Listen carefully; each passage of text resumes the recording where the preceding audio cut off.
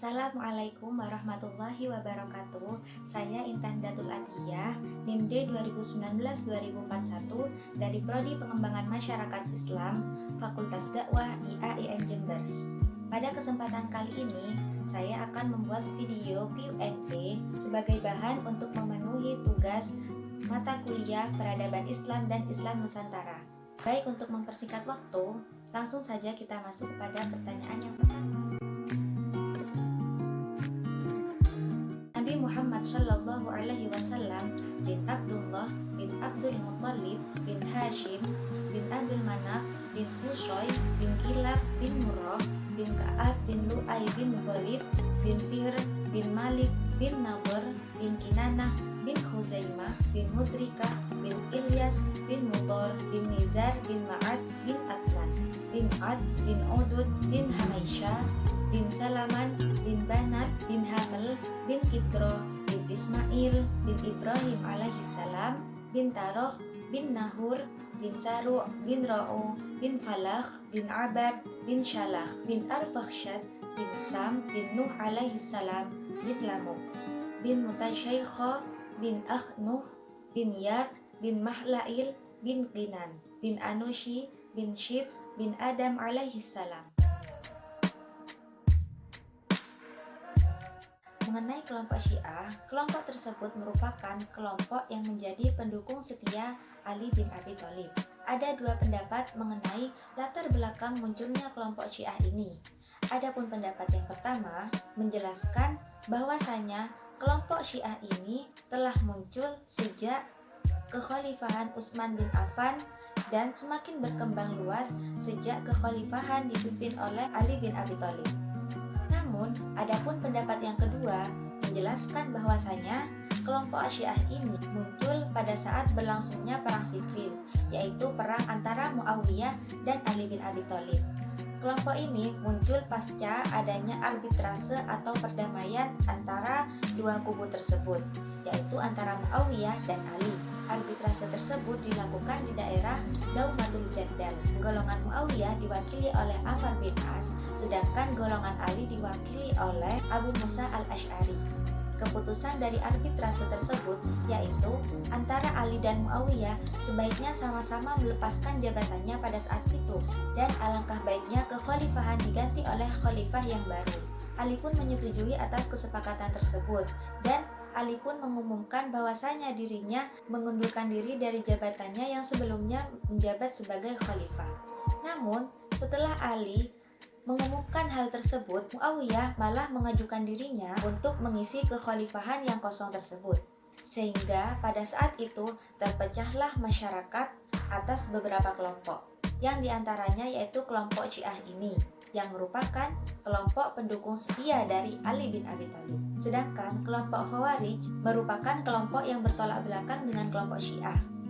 Karena kelompok Khawarij merupakan kelompok yang memilih untuk keluar dari golongan Ali pasca terjadinya arbitrase antara Ali dan Muawiyah.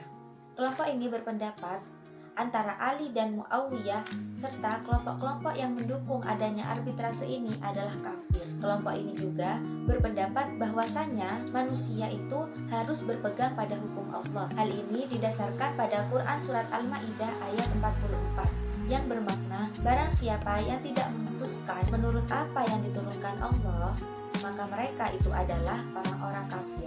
Sedangkan adapun kelompok Ahlus Sunnah wal Jamaah merupakan kelompok mayoritas kaum muslimin yang bersifat netral. Kelompok ini merupakan kelompok yang berpegang teguh pada Al-Quran. Lalu sebagaimana namanya Ahlus Sunnah, berarti mereka juga berpegang teguh kepada As-Sunnah serta Al-Jamaah, yang artinya mereka juga berpegang teguh pada pendapat para ulama salafus shalih.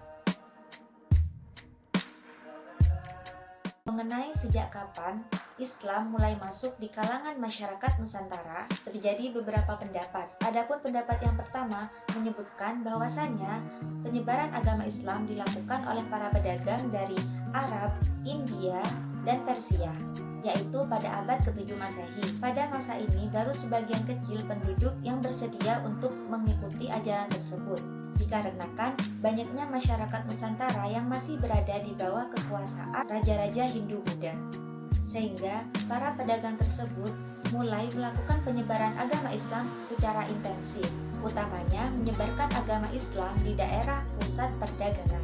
Adapun pendapat yang kedua menyebutkan bahwasannya masuknya Islam di Nusantara yaitu sejak abad ke-11 Masehi. Pendapat ini didasarkan adanya sebuah batu nisan Fatimah binti Maimun yang berada di dekat Gresik, Jawa Timur. Dan adapun pendapat yang ketiga menyebutkan bahwasannya masuknya Islam di Nusantara yaitu pada abad ke-13 Masehi.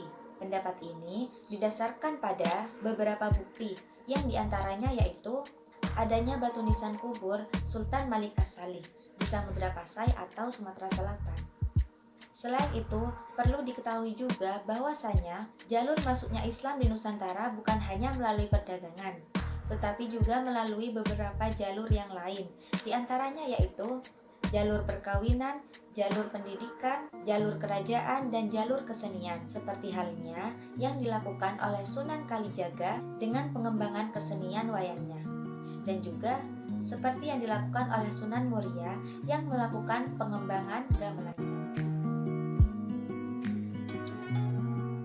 Islam Nusantara merupakan Islam yang bercorak kearifan lokal Nusantara, namun tetap sejalan dengan ajaran-ajaran yang ada di dalam agama Islam itu sendiri. Salah satu ciri dari Islam Nusantara adalah mengedepankan toleransi dan fleksibel terhadap setiap adanya perbedaan, baik perbedaan dalam budaya, agama, serta tradisi yang ada di masyarakat. Atau bisa dikatakan juga, Islam Nusantara adalah Islam toleran. Untuk hal ini, di antara peran para pemuda dalam melaksanakan dan menjaga kelestarian Islam Nusantara, yaitu dengan turut serta dalam berpegang teguh terhadap prinsip-prinsip dari Islam Nusantara itu sendiri, yaitu dengan selalu berpegang teguh terhadap nilai-nilai toleransi dan tidak bersikap kaku dalam menjalankan ritual keberagamaan sebagai umat beragama yang hidup di tengah adanya manusia, agama, dan budaya yang beragam. Mungkin cukup sekian video Q&A kali ini. Semoga dapat bermanfaat untuk kita semua. Mohon maaf apabila ada kesalahan dan kekurangan. Wassalamualaikum warahmatullahi wabarakatuh.